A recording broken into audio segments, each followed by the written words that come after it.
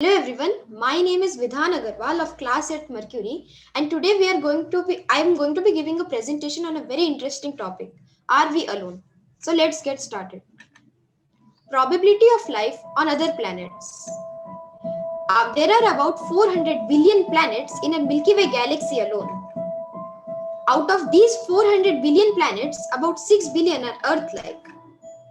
So there are about 200 billion galaxies in the universe.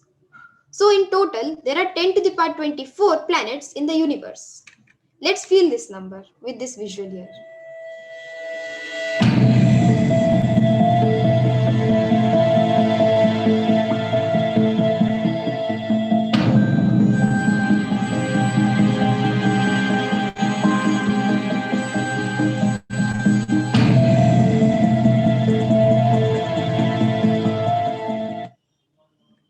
Life on Earth.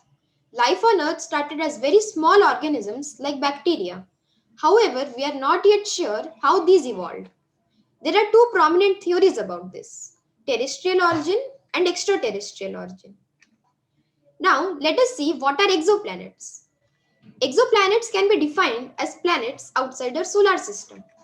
These planets exist light years away, orbiting other stars. They are extremely hard to observe because of the huge distance between them and us. There has been a lot of excitement about how exoplanets could support life. Some examples are the TRAPPIST system. Now let's see how do we detect these exoplanets and find them. Some of the most common methods are transit method, astrometry, radial velocity, gravitational microlensing, and direct imaging. Let's see some of these in detail. Transit method. All of us know about solar eclipses, which happen when the moon passes in front of the sun, blocking its light. Similarly, when a planet passes in directly in between an observer and star it orbits, it blocks some of that star's light. For a brief period of time, the star gets dimmer. Let's see that from a visual here. Here we can see there is a planet orbiting the star. As the planet passes in front of the star, its light level decreases, and this causes a dip in the light level. The graph is called the light curve here. Also, uh, different sizes of planets create different kinds of light curves. All like when this is a bigger planet and this is a smaller planet. As the bigger planet passes in front of the star, it creates a bigger dip in the light level, which we can observe from the light curve. This can be detected from Earth. Also, when there are multiple planets, the light curves can get a bit complicated. But we can still find out the same information as a single one. Here we can see from the light curve.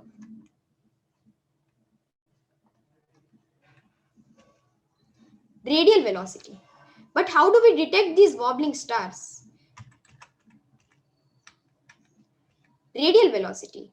All of us know about Doppler shift. Doppler shift is a phenomenon when a moving body emits waves.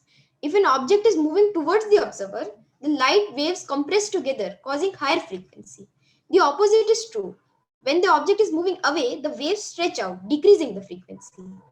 Applying this principle to wobbling of the star, we see that at one point of its orbit, it moves towards us, causing the frequency to increase, and other points it moves away, causing the frequency to decrease. Here we can see, due to the planet's gravitational attraction, the star is wobbling in its orbit like this. As it moves away from us, the wavelength increases, and it moves towards us, the wavelength decreases. Using this, we can find exoplanets. Next method is astrometry. Astrometry is another method which uses wobbling of stars to find exoplanets. The wobbling of star can also be visible as change in star's position in the sky. This is extremely hard to do. Let's see why. Here we can see there is a system with a star and the planet. The star is wobbling due to the exoplanet's gravitational attraction. In the night sky, we can see the position of the star is changing like this. The distance is changing from other stars around. Using this, we can detect exoplanets, but it's hard to do because the stars wobble a very minute distance. Gravitational microlensing. According to Einstein, big objects warp the fabric of space. Sometimes gravity can bend and focus light like a lens in magnifying glass or a pair of glasses. Gravitational microlensing happens when a star's or planet's gravity focuses the light onto us, the observer. Here we can see in this image here that the bluer star has formed a ring around the foreground star. Let's see why. Here we can see there is a background galaxy and a foreground galaxy. The foreground galaxy focuses the light, causing a lensed image here. Gravitational microlensing. The animation on the right shows how this looks to a telescope.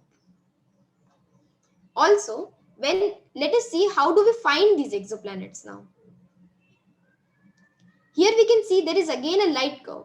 As this planet moves across the horizon, it focuses the light onto us. But we can notice there is a small blip of light from the focusing of the planet. Using this, we can also find exoplanets. Direct imaging. Any light reflected off the planet or heat radiation from the planet itself is drowned out by the massive amounts of radiation coming from its host star. It's trying to find a firefly flying around in a spotlight. On a bright day, we use a pair of sunglasses to block the glare of the sun so you can see other things around it. The same principle is used here. Here we can see there is a star. We can't see anything around it, but if we block the light of the star, we can see there is a planet around it, orbiting it. The same principle is used here. There are two methods to do so: coronagraphy and star shade. Now let's see what are the driving factors for life existence. Now we know how exoplanets are found. How can we determine the possibility of life on them and also the conditions of the planet? Before we answer this, let's see what are the factors for life.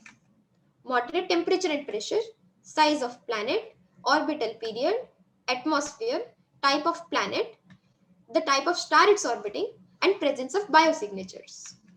Analyzing planet and observing their atmospheres. Physical factors like temperature, pressure, size of planet, etc. can be determined using the methods used to find the planet. For example, the size of planet can be found using the strength of transit and how deep the light curve was. And also the temperature can be found using the distance from the star, which is determined for how long the transit happened. However, other factors like the atmosphere cannot be found using these methods. Let us see how do we do so. It is found using the transit spectroscopy method. When an exoplanet passes in front of its host star, a small part of the star's light passes through the exoplanetary atmosphere, where molecules absorb some wavelengths while other wavelengths pass through unhindered. By plotting a graph with wavelength against intensity, an absorption spectrum is obtained.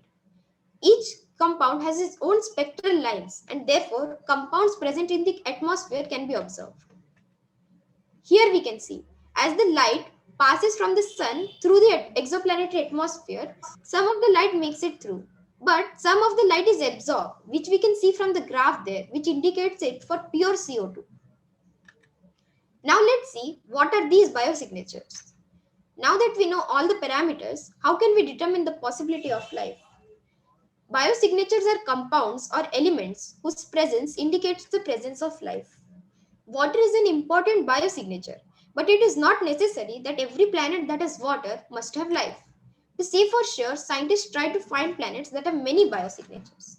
For example, high concentrations of methane and oxygen together is a good indicator of life. Why is this? This is because methane and oxygen are reactive gases, and if they over time they react together, causing other compounds. But if life is replenishing them continuously, the high concentrations can be found. Hence, they are a good indicator of life. A spectral analysis done on Earth from space revealed high amounts of methane, oxygen, and water vapor in the atmosphere.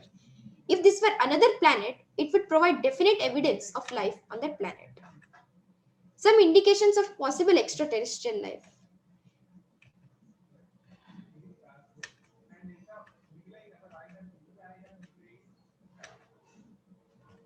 Also, let's see some examples of exoplanets. Now, conclusion. Now we have seen so many factors for life. But we still haven't answered the question, is there life in the universe? Most probably yes, but only further studies can surely answer the question. Are we really alone? Thank you.